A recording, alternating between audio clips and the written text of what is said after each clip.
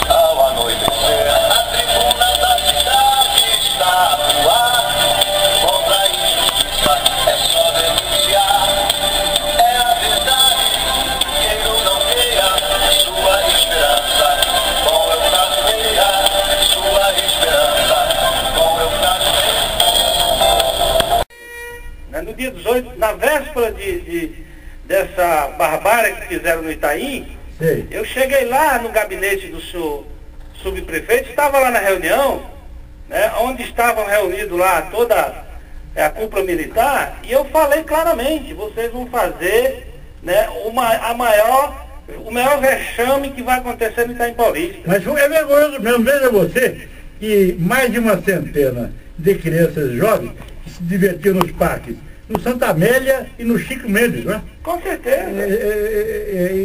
Em 27 estavam cabulando, foram encaminhados de volta para as escolas, inclusive pelo Conselho Tutelar junto. Beira, só para a gente lembrar, o absurdo é o seguinte: fecharam os parques, colocaram as crianças e todo mundo, mão na cara para a parede, mão na cabeça, revistaram.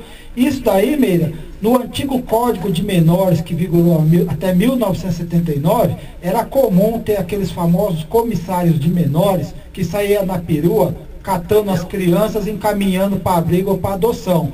Quando vem o Estatuto da Criança e do Adolescente em 1990, é justamente para respeitar o direito das crianças e encaminhar elas, a família toda, para um bom atendimento. Não usar polícia militar para caçar criança mesmo. Não tem mais o que fazer, não? É o que o Zé de Abreu está falando, ele disse que está envergonhado.